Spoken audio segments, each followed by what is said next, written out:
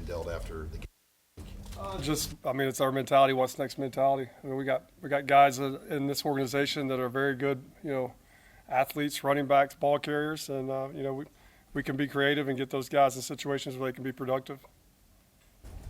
How might this situation force your hand at doing some more creative things, and just knowing that?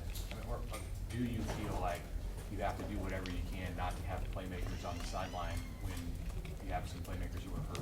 Yeah, no doubt about it. We can't have, we got to get our best players on the field, which is an old adage. Any coach is going to say that, but we really got to be mindful of who's, personnel groupings to getting the right guys in the right places in order to, have some production in the run game. But again, we got guys, we got a what's next mentality. They're going to go out there, not really going to change that much and let them go. How did Jeff look today? Today was his most active day. He probably got, 55% of the reps. And so he's out there moving around. I made him keep the ball early on. We do a little team compete period, and I called some stuff where he had to keep the ball and run, and he did a nice job with that. So he's progressing at the rate that we thought he would. And the whole group is just, they're working and preparing for Louisiana Tech, having a good week so far. What have you seen from Anthony and Emmett that can prepare them for this? Well, today was the first time they got called up to the older group, and it was, I think that was probably a lot of fun for them just to be, in those huddles. They both have their certain skill set that they can do things. They're both talented, and I'm excited to see what they can do. Other than that, I really don't. We're going to handle the ball and ask them to protect and ask them to take care of the ball, and we'll see what happens on Saturday. How much does, when you're weighing this quarterback situation, how much does this week's practice factor in versus what they've done in the past? I'm sure Coach would say the same thing. It's a day-to-day deal for us. Like just go out and compete, see who's going to give us the best chance to win on Saturdays. So Jeff's healing up and getting back to stride, but and Heinrich's having a good week coming off the last game. So we're just taking it day by day and see what happens. When you look at the quarterback position, how do you ever feel about a dual quarterback system? Do you believe in that? Would you ever try it? Why or why not? No, I think if you, this is coach talk. If you have two, you don't have one. So, you want to have one, but you also want to have the ability to put your, like we said earlier, to put your playmakers out there. So there's going to be certain times that, both quarterbacks aren't playing, then, they're going to have times in the game where they're going to be asked to go out there and help us move the ball because they're both too good of athletes to, to be standing over there with me. I know you're looking ahead, but if we didn't talk to you after the game, how would you evaluate Heinrich's first start, and just when you watched it back on film, what did you like or what did you see? I thought he had unbelievable energy. I thought, he had great tempo in and out of the huddle. He had great tempo when we were going no huddle.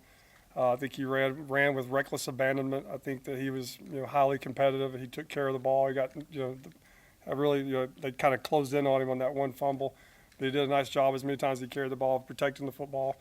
And I thought he, for his first time out there, again, that's a big deal. That's a Nebraska kid getting to start in Memorial Stadium. I can't imagine what that felt like for him. So he handled it well, and he had a really good game. Where do you come down on the slide conversation? What came up with Jeff, and then people saying maybe Heinrich should slide. Where do you come down on that? He's got to take care of his body, for sure. But that's just kind of who Heinrich is. It's just how he plays. I don't think many people told Eric Crouch to slide, or Scott Frost to slide, or Tommy Frazier to slide. It's just a mentality of how that kid plays. Did he prove anything to you on Saturday, Heinrich? We've seen that. We've seen him do things like that since the spring. That was the good part of us making quarterbacks live in the spring. He was able to show us what he could do. I was really proud of him. I hate to hear him talk about he's not a prototypical quarterback, because he is. He can throw the football. He's got a really good brain. He works really hard at it. And so I think he's really a damn good quarterback. And I'm excited to see how he develops, moving forward. Just getting him reps and development, because obviously he had the tools, but until this year he really never got the reps or development. We say it all the time, without hope there can be no development. And I think with the new coaching staff, he got hope. And I think from the first day we arrived, we just looked at him as he's a really super talented, athletic, big kid, and there was no baggage or anything. Not that he had any that when we came in. So he had a brand new, clean slate, and from that moment on, he's been highly competitive, done a really nice job at everything he does. So I think just having a chance to show what he could do was the biggest part. anticipate him throwing as much as he did, and what did you like and not like in his decision making there? Yeah, I did, and we've got to throw it more. You know, we told the guys again today, like, you know, we have to throw the football in order to win some of these games that we're going to have to win in the next, you know, the coming months. So, you know, there's an emphasis to improve our passing game, and I have faith in Jeff and in Heinrich and in Chubba. I mean, if we had 2 minutes today and they said Chubba's going out there to do 2 minutes, I wouldn't flinch. I wouldn't bat an eye. So, it's a good problem to have 3 guys that have started football games at this level and can throw the football and manage the offense like they can. Some of the backup receivers coming along in their development so that you can play them a little bit more. Had a great day today. Malachi and Jalen challenged them just to get out there and be tough and be competitive. And, you know, that was an emphasis for them. You could tell just, you know, Malachi's out there. You know, he was going so hard. I think he threw up one time out there. He was playing so hard. And he, you know, I was like, get out, you know, go get some. And he wouldn't even come out. It was just a mindset. He was basically trying to say, Sat, I'm tough. I'm ready to go do this thing. Donnie had a great game against Northern Illinois, great last quarter against Colorado. How have you seen him grow since the end of fall camp into, you know, these first couple weeks of the season? I think just the confidence, you know, I mean, go through what he went through when he first got here with the injuries, and then just to get back out there and get to play in games. Like, you know, he's finally getting to play in games. He's finally getting the ball coming to him. He's finally getting to make plays. Shows the athlete that he is. So I think he's every game, every play, every rep, he's just going to continue to improve. But he's a unique player, just how big he is and how fast he is, and, you know, his ball skills. So, you know, we got to make sure that the ball's going to him and getting, you know, he's getting his touches each game for us to be productive on offense. What's the biggest misconception that fans or even us would have about how easy it is to get on the field as a receiver, especially as a freshman? Like, I think there's an impression that it shouldn't be that hard, but it seems like it's much harder than we think it is. Yes and no. I mean, if you go out there and you know exactly what to do and you get lined up and coaches aren't having to get you lined up and you're tough and you're competitive, you can get off the line of scrimmage versus press coverage and you can block on the perimeter,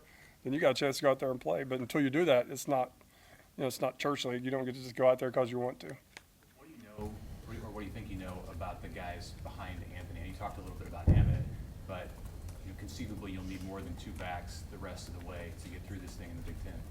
I mean, Ives is out there. You know, he's getting some reps with the boys today. That dude's super explosive. You know, he's a baby, but you know, I think he's got some ability, athletic ability. So I mean, I think we got, you know, 3 or 4 guys that, you know, Lubick went out there last play of the game and got 12 or 14-yard run. So, you know, they come in all shapes and sizes, and until you get your chance, you really don't know, you know, what they're going to do. Is Ives out of place physically?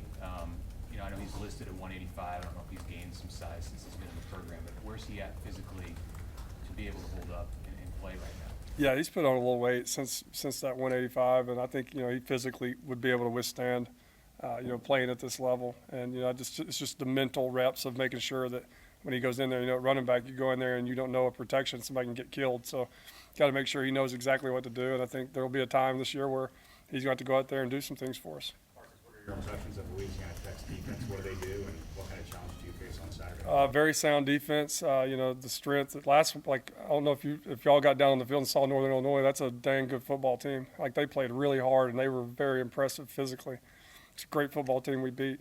Louisiana Tech's the same way. I think their front seven's really the best part, most productive part of their defense. I think those, you know, they have 2 linebackers that have played a lot of football. I can't remember names, but 6 and 3 are all over the place. 11 and 1 playing corner. Like, they got a sound defense, and they're super athletic, and they've all played a lot of football. They're physical. They attack the ball. They try to knock the ball out and create turnovers, which obviously that's something that, you know, taboo with us right now. We've got to make sure we're taking care of the football.